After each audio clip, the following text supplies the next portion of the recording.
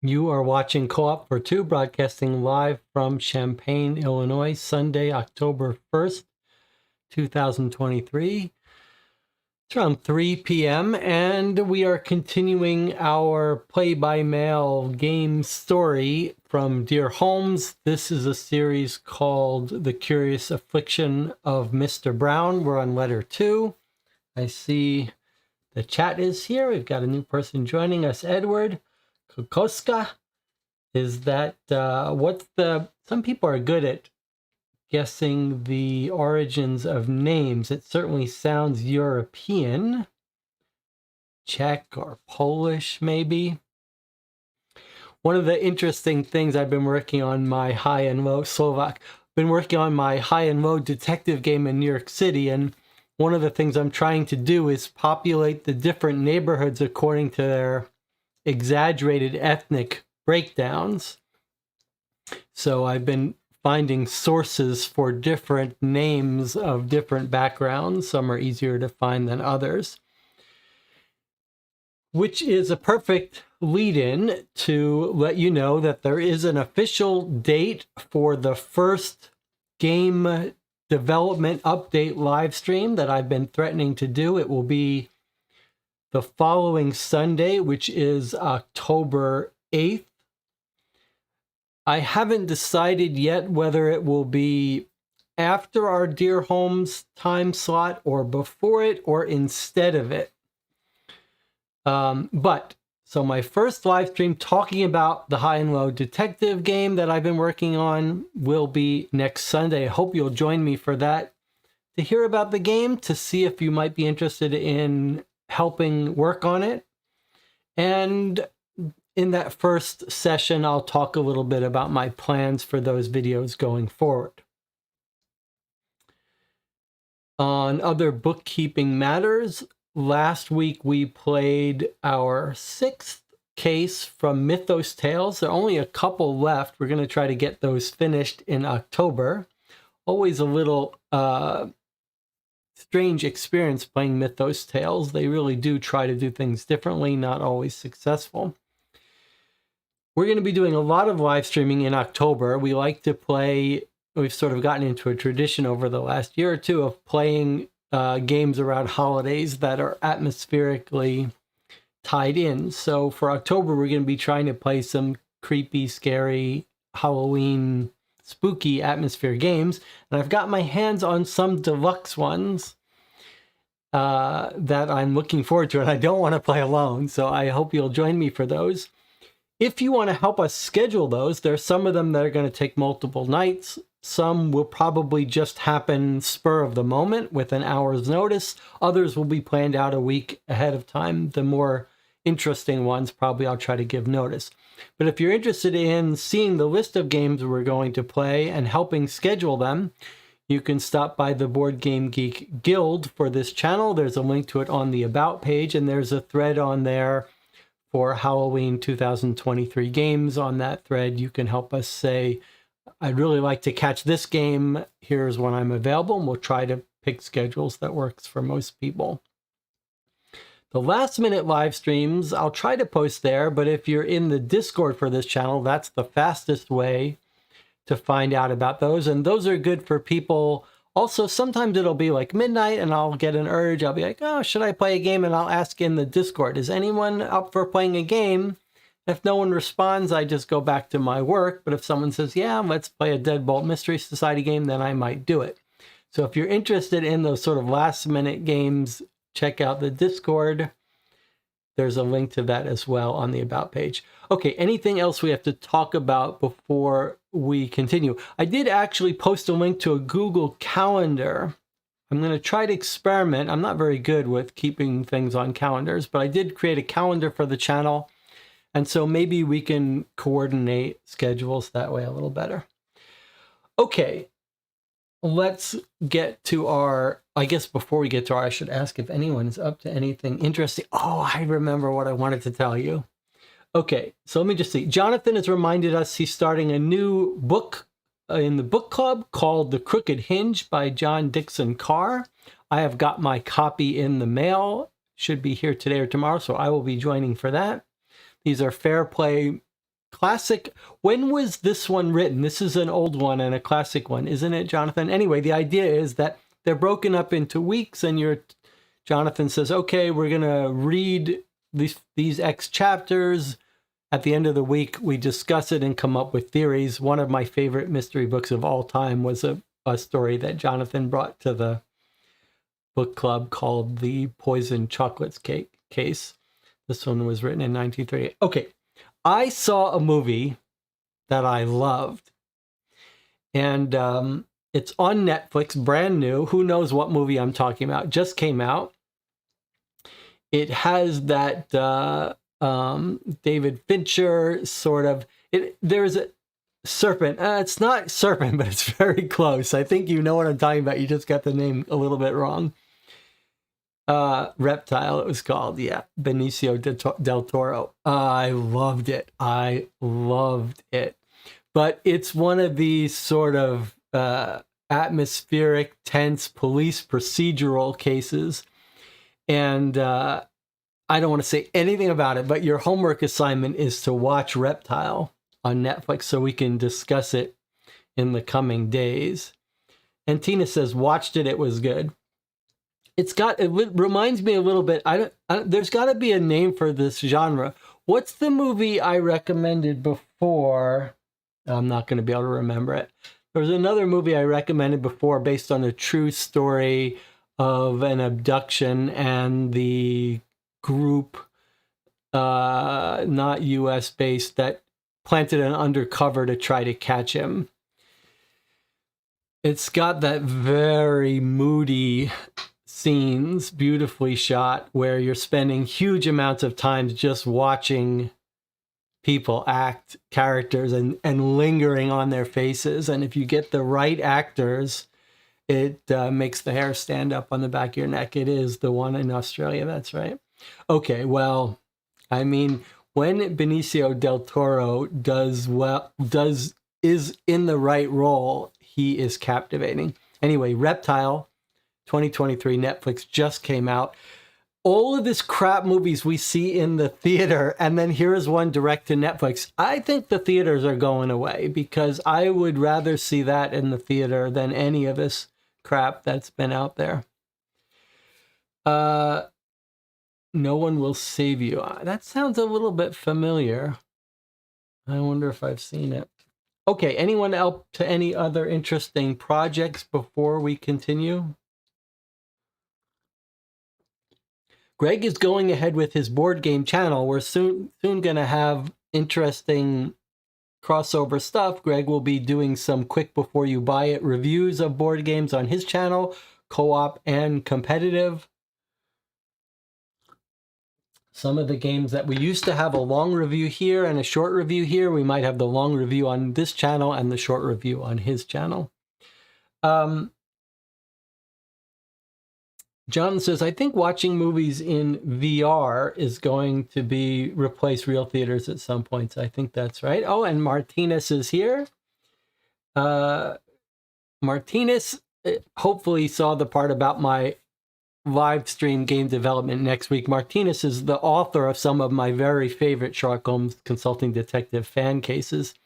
So I hope he will be able to come by during the game development stuff, because I'm really hoping that Martinez will be interested in making cases in this high and low world. I've been making some very good progress. I'm very excited to show the maps and directories, but that's for next week.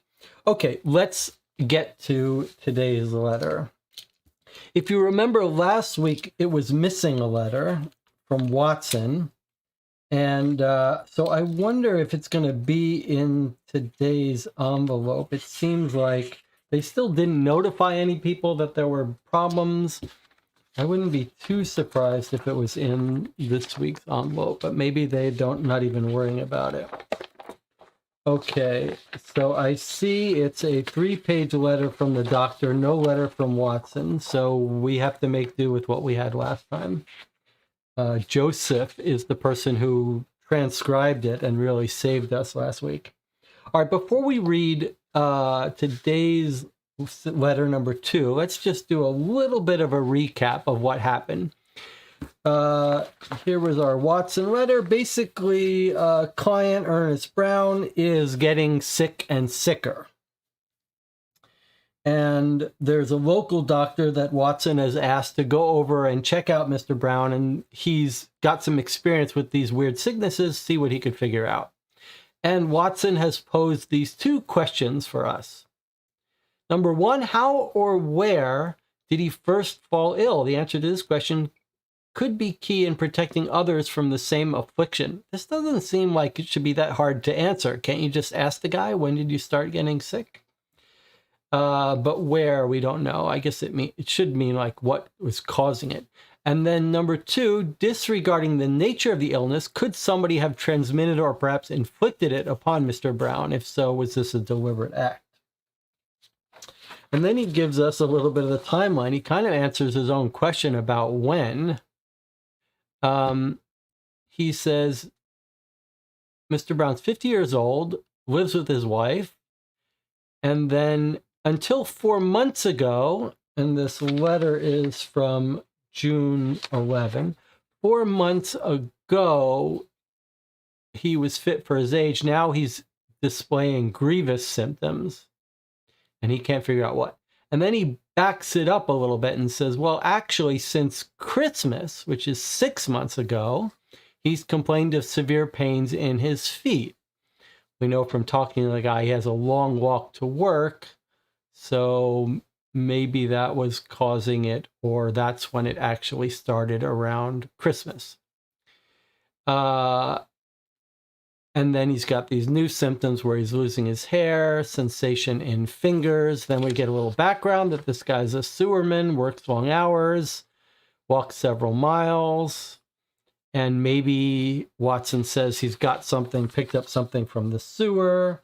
And then we asked him, well, could anyone be doing this to you? And our guy, Mr. Brown, told Watson two people. One is a neighbor who was rude to his wife. We're not told anything more about that. And then one is a guy at work who was very mean to him. That's Watson's letter. And then the doctor goes and visits him the next day, the local doctor.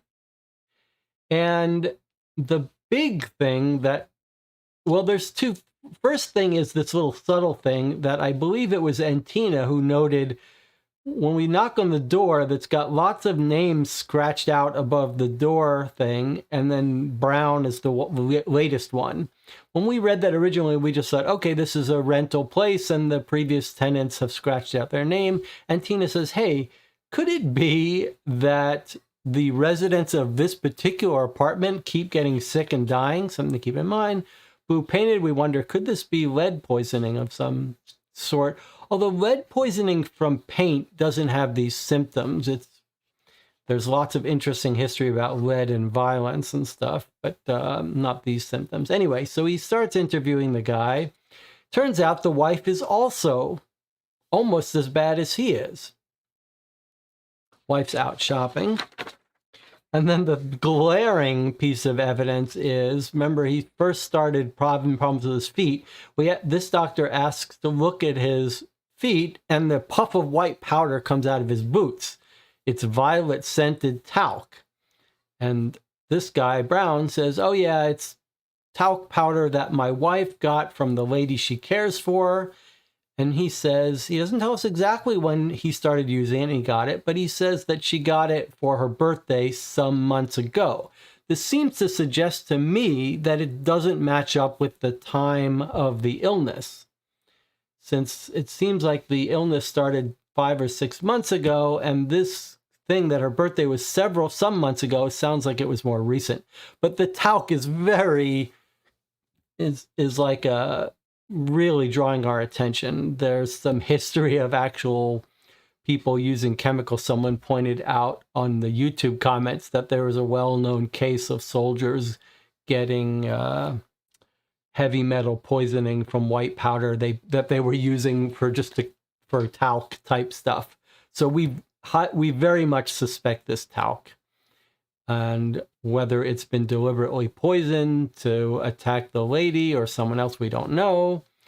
We're told a little bit about who that lady is that the wife works for. And then his feet are having problems. The doctor takes a sample of his hair to send away.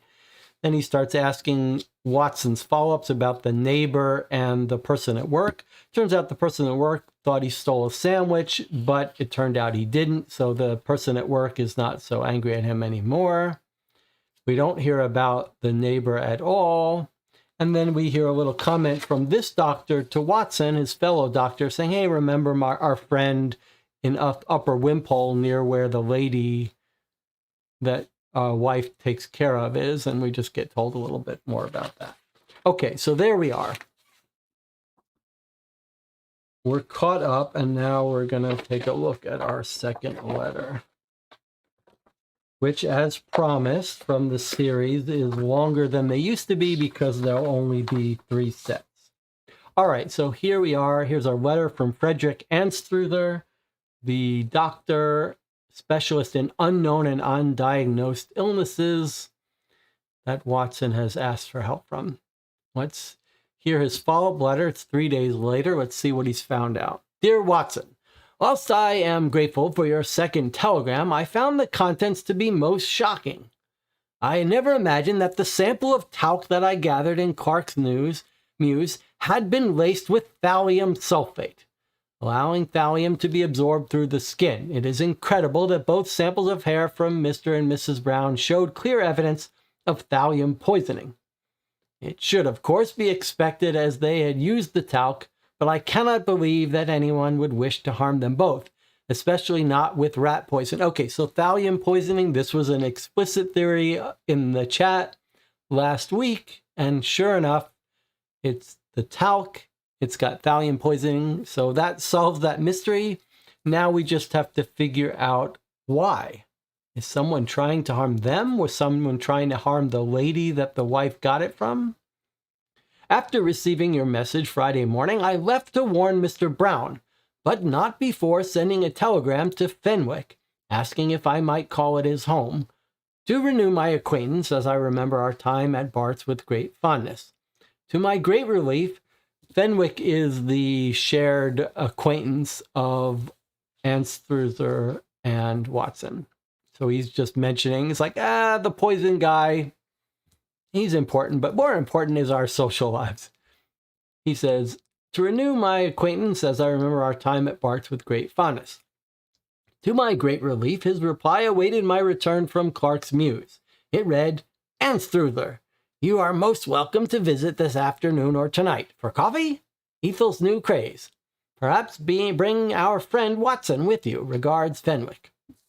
Regarding my visit to the Browns, they were relieved to know the cause of their ailment, though naturally astonished that the talcum was, in Annie Brown's words, just flowery poison. When I informed them of the thallium, Mrs. Brown cried, But Lady Elizabeth positively adores me. She would never. Her husband interjected. Sir William and Elizabeth Harper are your employees, dear. She doesn't adore you, though I doubt she'd be trying to kill you. Not all clever-like, anyways. Straight away, Mrs. Brown turned to me and replied, she would never. And yes, like Ernest said, well, it's not only that she's so sweet to me, she glared at her husband. Don't giggle, Ernest. I'm trying to be truthful. I respect Lady Elizabeth. She treats me well. Then Mrs. Brown faced me again. It's not only that she's kind, which she is, it's, she's certainly not a scientific sort. Very aloof she is. She again glanced at her husband, who had let out a short laugh. You said thallium and sulfate. Even the mere thought of a sneaky gift seems, unlike Lady Elizabeth, she lowered her voice. I do know, however, that Emily, Sir William's girl, is charmingly curious. Always catching toads, calls her room the laboratory. Very interested in rocks and strange flowers and the like. Please don't mistake this for an accusation, but hearing all this now, I wonder if the girl could have done something to the powder. Perhaps she thought it was a novel experiment.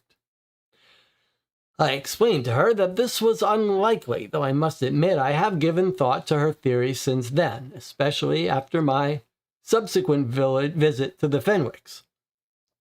Mr. Brown, I should add, offered another theory which I shall leave in your hands.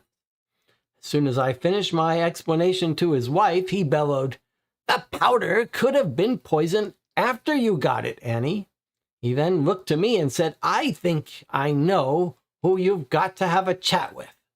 The fella I mentioned to you and Watson, the one from work, Flinders. A few times since the mutton sandwich ordeal, I've seen him, eyes fixed to my satchel. I always thought it was him eyeing my lunch and stewing about the sandwich. But, Doctor, that same satchel is where I've carried the talc powder when I take it to work." This I recorded in my journal. Then I cautioned Mr. Brown and his wife against using the violet-scented powder again, and offered them a large case of assuredly standard talc from my office. In exchange, Mrs. Brown procured a small amethyst-colored tin from the kitchen and handed it to me. "Take the thing," she said, "though I would appreciate having the case back if you believe it can be safely cleaned." I nodded, and she sighed in relief. "Good. It was still a present, and if Lady Elizabeth has nothing to do with this, I'll seem a selfish fool for tossing it away."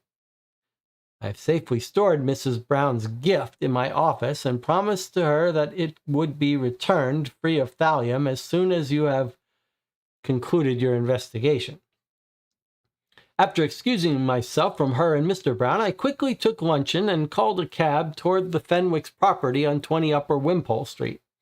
I'm grateful for the intelligence you supplied regarding Sir William and his wife, and was mindful not to reveal anything of my previous visit to the Browns. Indeed, I claim that I was concerned with the health of their neighbor. The people he's visiting, his friends on Fenwick's, are neighbors of the woman who gave the talc. Pulling upon the brass handle of their bell, I waited but a few moments before the smiling figure of Bedford Fenwick ushered me inside. The house is somehow even more grand than the manner I expected. I was shown into an elegant reception room with fine mahogany furniture and a striped silk-covered sofa, from which Ethel Fenwick rose to greet me. Exchanging pleasantries, Ethel rang for fresh coffee. I explained that you had been unable to accompany me, saying only that Watson was called away on family matters. While we sat with our warm cups and reminisced of our time at Bart's, I was introduced once more to their son, Christian.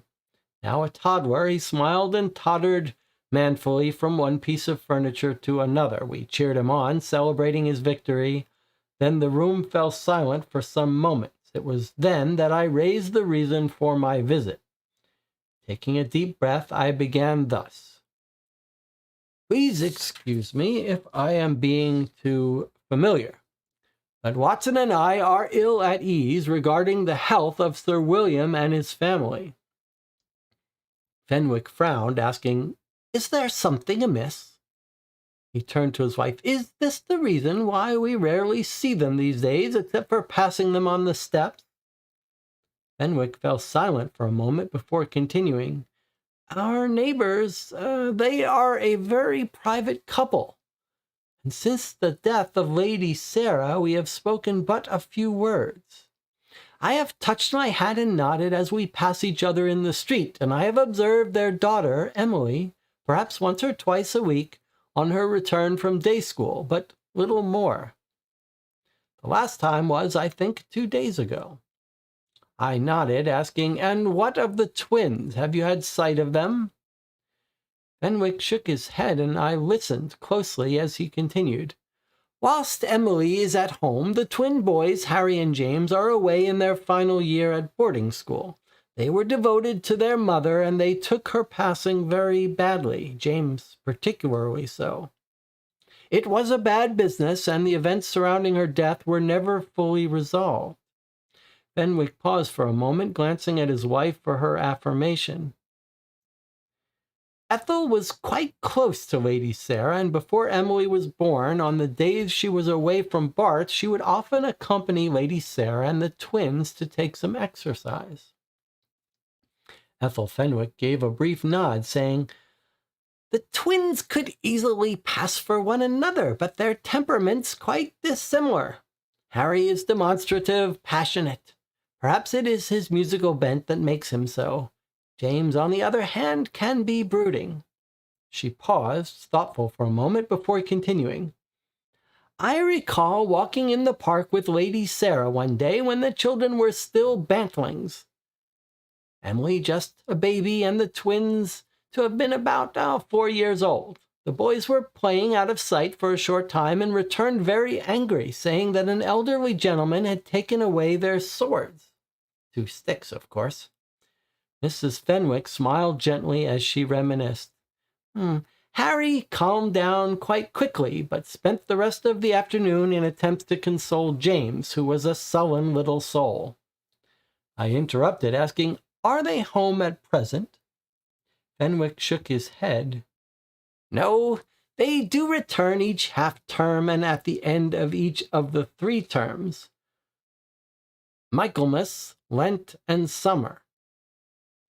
Fenwick paused for a moment and then looked towards his wife before continuing. "I believe that the last time we saw them was at the end of Lent." Ethel Fenwick nodded and then leant forward, saying, "Don't forget to mention the fracas in the garden in December, Bedford. It almost ruined Christmas." Fenwick frowned. Yes, the fracas. It was, as I recall, a few months after Sir William's marriage that we heard raised voices in their garden later at night. The twins were squabbling about their father." Ethel Fenwick took over again. "It was our holiday party. We were supposed to be enjoying desserts and quiet conversation. Had I known, we would have hired musicians. Instead, my guests were subjected to muffled bickering through the night." I nodded, feigning some interest, before asking, "Is it the health of Lady Elizabeth and perhaps that of Emily? That is, it is the health of Lady Elizabeth and perhaps that of Emily that is particularly of concern to us. Have you seen anything in the last few months that might seem different or unusual, besides the fracas?" Fenwick paused for thought. "No, I don't think so. When I saw Emily walking home from school last week, she seemed to be in extraordinarily rude health." At that moment, his wife exclaimed, "But Lady Elizabeth's stick, Bedford. Do you not recall me telling you of it?" I looked from one to the other, confused. Mrs. Fenwick raised an eyebrow at her husband and then continued. "Lady Elizabeth has of late taken to using a walking stick, and her gait seems to have altered somewhat. I take it to be some temporary ailment. Could it be a sprain?"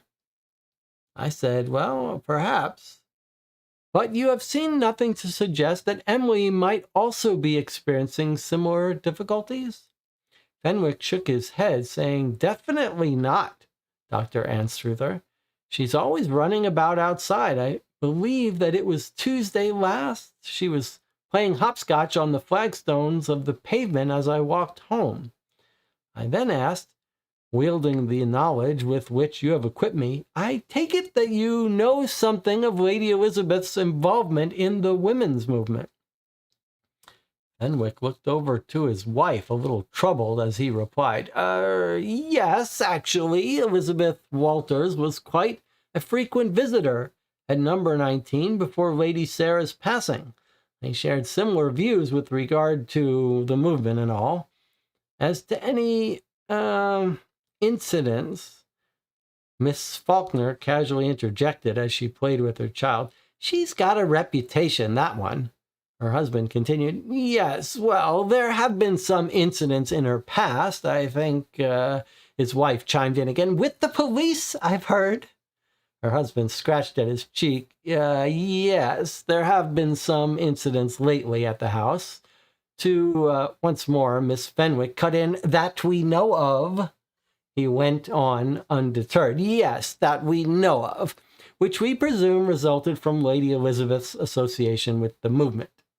He explained. The first was perhaps 6 months ago. One evening, a good measure of red paint was thrown against the front door of the house. The second was one afternoon, about a month ago. A cobblestone was thrown through their front window. Fortunately, no one was harmed. Both the Harpers were, it seems, elsewhere in the house, and it occurred some minutes before Emily returned home from school. On the later occasion, a constable knocked upon our door the following day to inquire if we had seen or heard anything at around 4 in the afternoon. Alas, we had not. Upper Wimpole Street is not well frequented by pedestrians. Okay, so it's certainly looking like the couple that we first met were poisoned by the talc, and that was given away by this lady, Lady Elizabeth, who didn't know it was poisoned, and someone is trying to harm that family, it sounds like, and may have ended up killing the previous lady, Lady Sarah, who's died. And now we're told a little bit about enemies that Lady Elizabeth might have.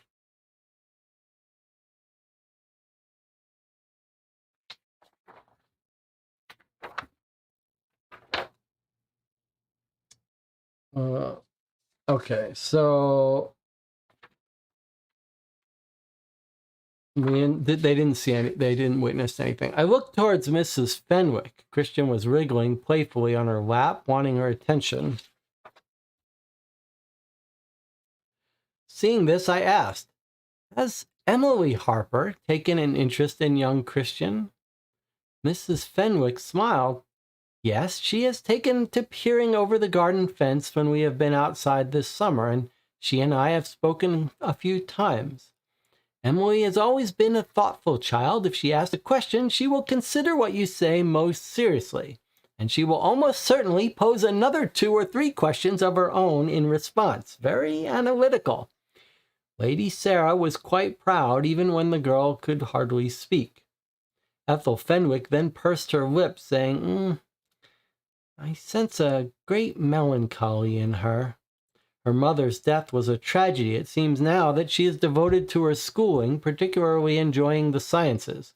She has developed an interest in mineralogy and in botany.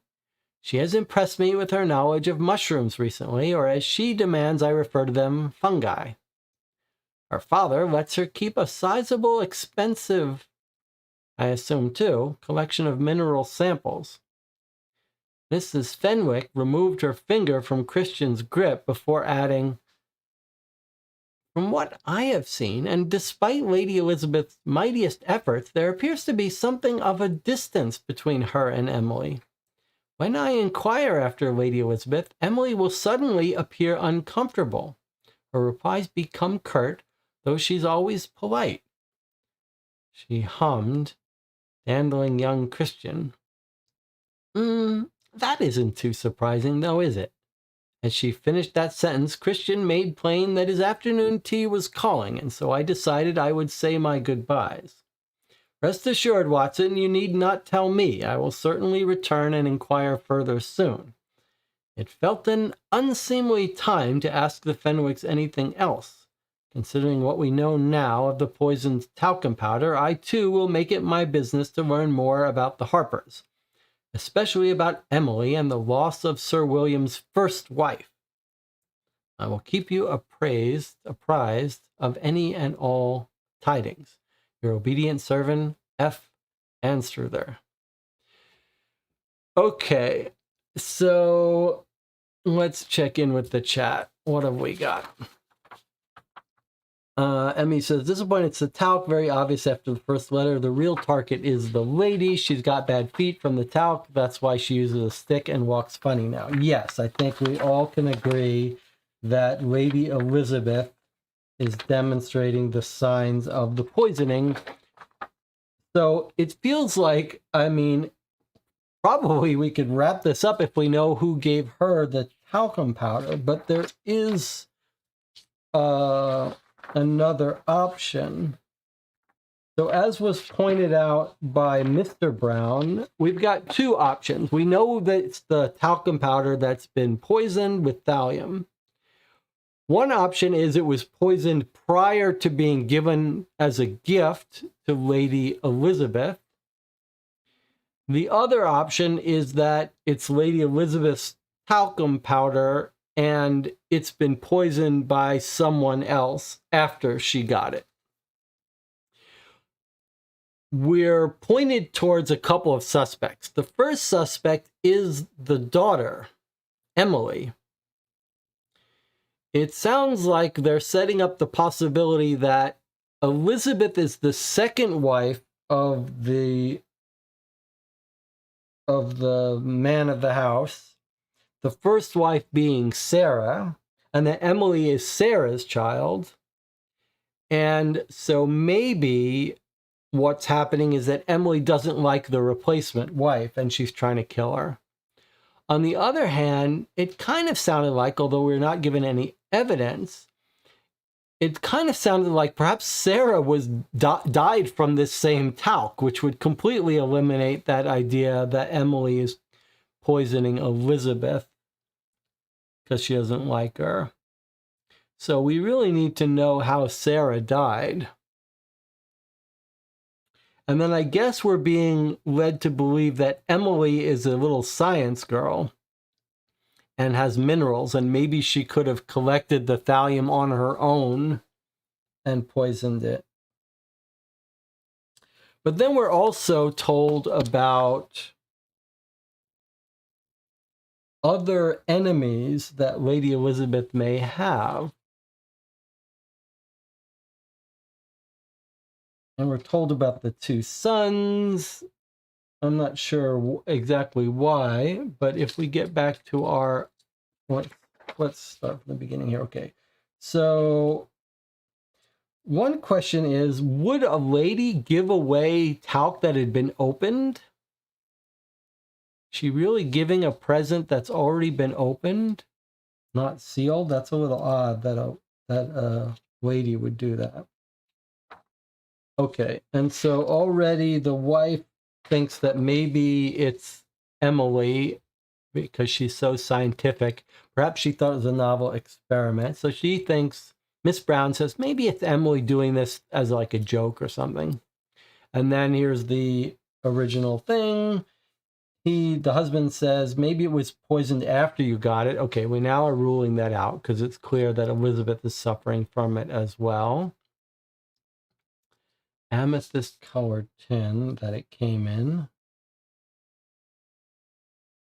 Okay.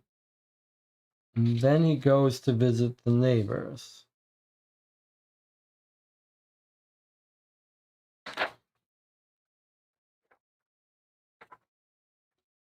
All right. They're private.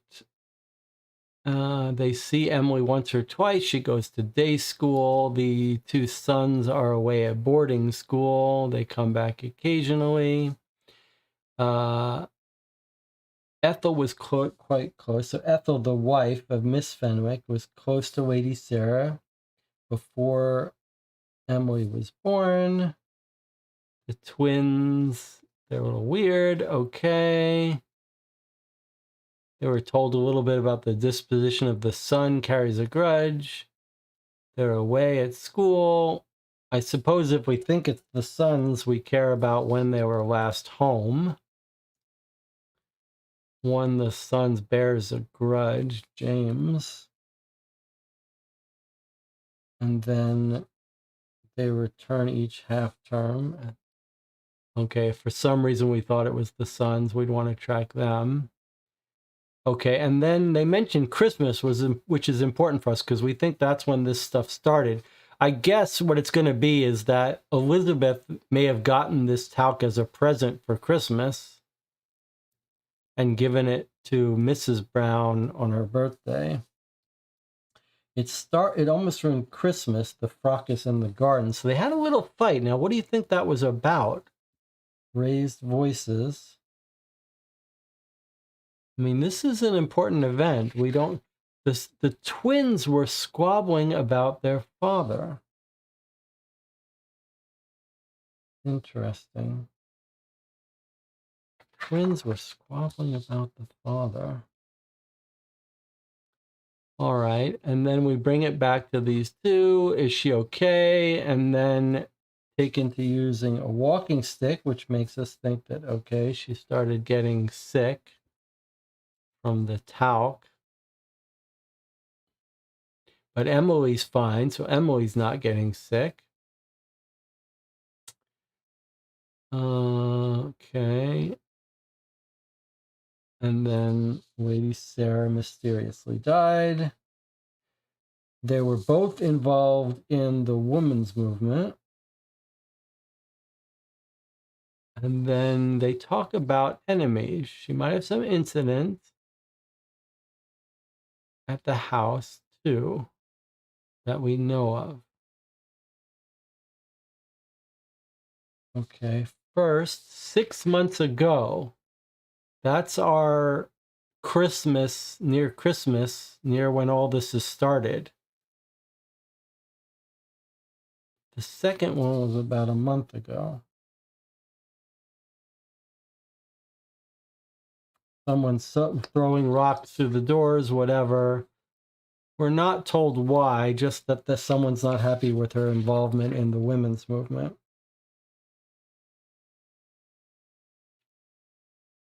And then I guess that's it. Then we just catch up on the family, a mention again of Sarah, the melancholy in her mother's death was a tragedy. Okay, so more motive for little Emily. And then we're told Emily has a big collection of mineral samples. I guess you could get thallium from there. Who knows where you could get? Could you get thallium from minerals? Is that what we've got? And then more sign that Emily doesn't like her replacement, her stepmother. All right, fairly straightforward. Any other observations from the chat that I might have missed? It seems like what we'd like to have investigated is when did she get the talc? Can you make thallium from minerals? What did Lady Sarah die of? So we don't get to ask these questions, which is a bit of a shame, but if we did, you could imagine the questions we want it asked is, where did talc come from? Where did it come from and when? Was it re-gifted open, right? That would be important for us. If she bought the talc and bought an extra box to give to Miss Brown, but never opened it, that would suggest that it came poisoned. But if she's just giving her leftover talc, then maybe it was poisoned by someone in the house. I guess our question is, when did Lady Elizabeth's symptoms start? How did Sarah die? How did Lady Sarah die? Is anyone else using the talc? Did she give this away to other people as gifts? Does anyone else in the house use this? I guess we would say search Emily's minerals for thallium. Maybe the chat can let me know if you can make thallium from minerals. Maybe another question is,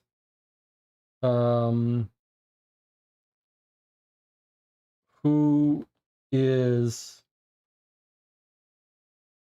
doing the incidents? Why are they angry at that family? Any enemies, I guess we could put. And then we would like more info on the fracas 6 months ago with the boys. Could it be the boys poisoning Lady Elizabeth?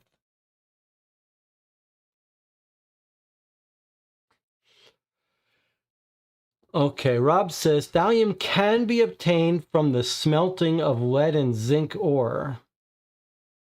Okay, so presumably you could get it from some minerals, but something that would be hard to do at home. Emmy says Lady Sarah would have to have a lot of talc supplies for her to die from it, and the new wife and her carer.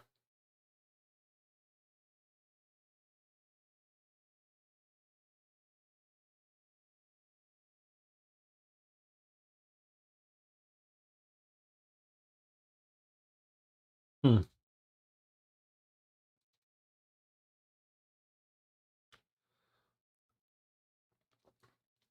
It would be quite a boring case if the talc was poisoned from the factory by accident, so that's probably not the case.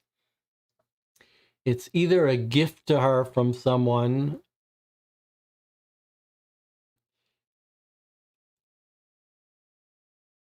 It seems like you probably wouldn't be giving away a gift. In other words, let's say someone poisoned it and gave it to her as a gift, as a way to kill her or make her sick. That's unlikely to be you. If you got given a gift, you probably wouldn't re-gift it. And probably, given the fact that she's still sick, still getting sick, suggests that she didn't give all the talc away. It's not one box of talc that's poisoned and she gave away. So doesn't it seem more likely that what's happened is that she's got a big supply of talc, her favorite talc that she buys from the store. Mrs. Brown remarks, "Oh, that's wonderful smelling talc." And she says, "Oh, let me give you some." That would suggest that she's being poisoned by someone in her house, which does bring us to Emily or the sons. Macon Weary says, if you regift something, it's because you think it's a bit of rubbish. Weird to regift and use the same product yourself. That's right. This is another reason why I don't think that's what we're looking at. It's not that she got a box of talc as a gift, didn't like it, gave it away. She's still getting sick. The Browns have been sick for 6 months, so it seems much more likely that this is her everyday talc she buys. It's kind of fancy. She's rich. She's got a big supply of it. She puts it on in front of Mrs. Brown, the caretaker, Miss Brown's, and it's being poisoned by the daughter or the boys. And the caretaker says, "What lovely talc you have." And the Lady Elizabeth is very kind and generous and says, "Let me make you a little tin of some as a gift on your birthday." So she scoops up some of her talc, puts it in a tin, gives it to her caretaker. Now they're both poisoned. Jonathan says, what was the part of Emily being in rude health lately? I think that just meant she was in good health. Yeah. DJ Monica says, it's an old-time way of say strong and healthy. There were a couple of interesting terms here. One thing about her being in good health was said weirdly, and then the other thing was like the boys have vacation at the end of the 3 terms. Like, there's Michaelmas, Lent, and summer are the 3 terms. Like, what is Michaelmas? Never heard of that. But the boys could have been there. I mean, they were fighting when all this started.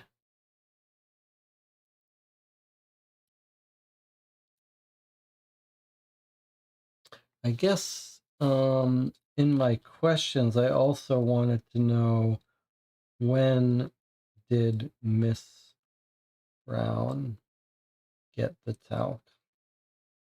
A little unclear when the Browns stuff is starting. So yeah, I mean, I think the Michaelmas, Macon's Weary says it's pronounced Michaelmas. I think the key sort of assessment we're making has to do with making a guess about the source of this talc. If it was given to Lady Elizabeth as a gift pre-poisoned, it would be weird for her to be re-giving it away. And also, a person who gives you a gift is unlikely to be someone who wants to kill you. Although you never know.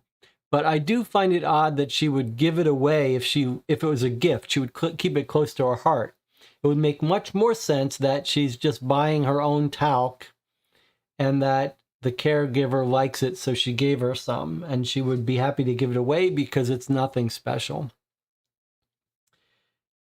M.E. says, I feel like the chat is pushing us towards Emily, but I'm not sure a child could realistically get enough to poison this many people. I think you've got a good point. It certainly seems like the letter is pushing us towards Emily, but I have my doubts as well. But who else would it be? Could it be the sons?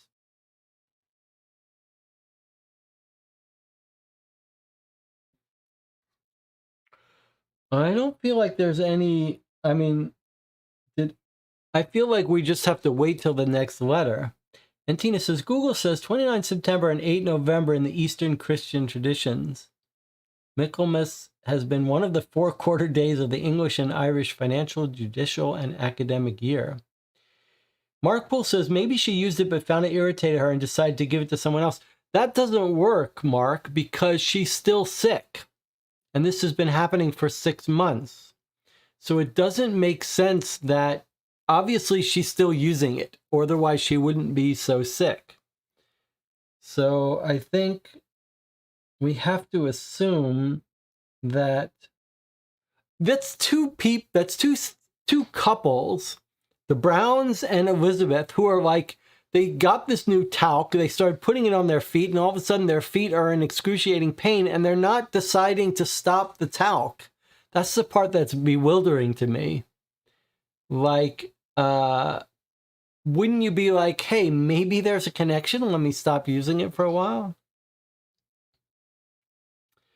Macon Leary says, I think we should listen out for a son interested in photography. You're saying because thallium is a chemical used in photographic developing? Rob says, wasn't the thallium coming from rat poison? That's a very good observation. I guess you're still mining these letters for information. It's a very good point that someone mentions to us their conclusion that the thallium may have come from rat poison. Where did we read that? If that's the truth, then anyone in the house could have had access.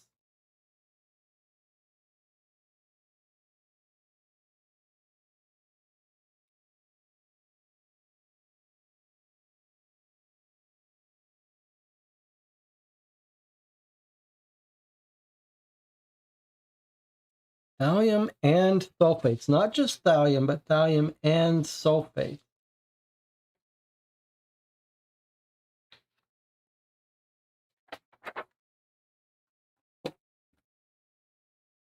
Thallium and sulfates. Is that 2 separate things we should know about and worry about? Where are we told about it being likely rat poison?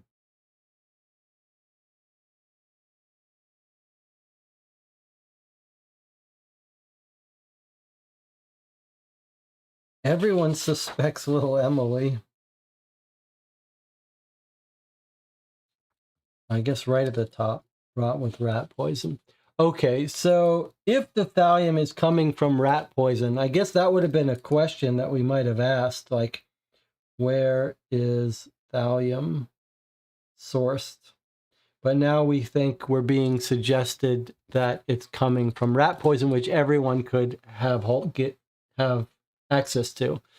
Rob says, Google confirms rat poison contains thallium. Thallium was used historically as rodenticide, but has since been banned in the United States due to its toxicity. Okay, so they're getting it from rat poison. That makes anyone anyone can use it. We don't have to worry about minerals.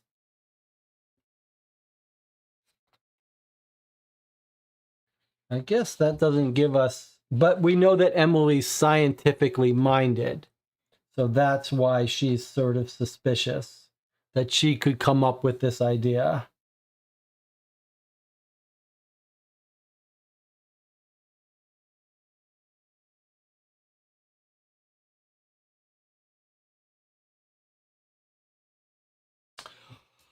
All right, well, I'm not sure there's anything more for us to find in these letters. Of all the cases we've had so far from Dear Holmes, this one feels much more like we're just waiting for information. It doesn't feel like there's that much that we can do on this case other than wait for the updates.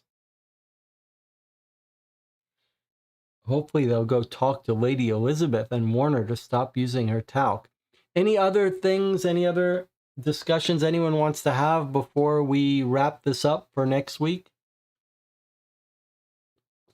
As I said, I still have to decide about whether to cancel next week's stream and do my game development update or do it in addition.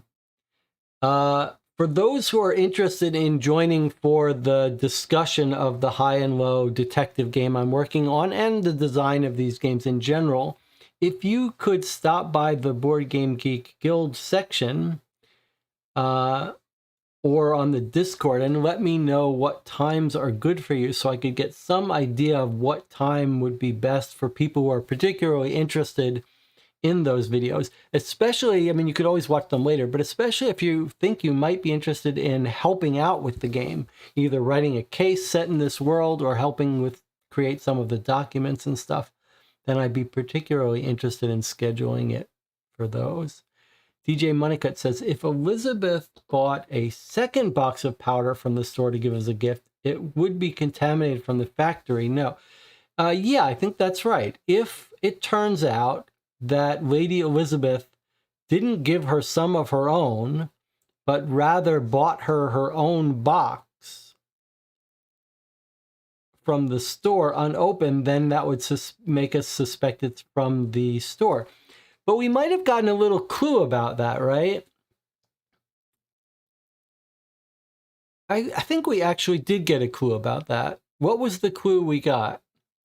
The clue we got was, that's right, I agree with Antina, that was my theory, but what did we got a clue about that suggested that? And what was that? That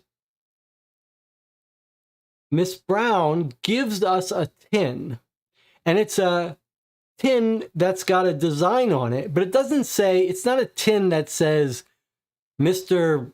X's talc powder, wonderful stuff. It's like a design tin. And she says, hey, this is the tin that Lady Elizabeth gave me, and I want to keep it because it's a gift from her. So that tells you something, doesn't it? It tells you that Lady Elizabeth found a tin on her shelf, a nice looking gift tin, put some talc in it, and then gave it to Miss Brown. It's not a store tin. It's a custom design gift tin that's fancy that Miss Brown wants to keep. So there's our deduction that she was not given a box of unopened store-bought talc. She was given a custom tin that Lady Elizabeth put in. Mark Poole is still trying to find a way that this tin came from the pharmacy. I don't think so. I think this tin was put together by Lady Elizabeth. All right, we're going to sign off. Interesting, but it feels like it's out of our control. We just got to wait till more investigations come up. I guess you could try to use your intuition. Do you think it's little Emily? It feels like so far the case has been fairly straightforward. The letters are really suggesting it's Emily, so maybe it is. Or maybe it's one of the boys. I'm not sure. I guess on my list of questions that we're not going to get to ask is, how is relationship between Elizabeth and her step family. Okay, we're going to end this here. It's possible that I'll play a game tonight, a longer game, either Deadbolt Mystery Society or something else, but if so, it'll be sort of a last-minute thing mentioned on the Discord. Jonathan says, I'm leaning towards the boys, maybe poisoned during one of their last breaks. Yeah, I'm not sure. All right. Good discussion. I'll see you all maybe later tonight or tomorrow. Probably tonight or tomorrow we'll play something because we've got a lot to get through for October. I'll see you next week for the next letter and or, well, definitely the design live stream at some point. I'd like to hear from you on the Discord or the Board Game Geek Guild. Thanks for joining me. I'll see you next time.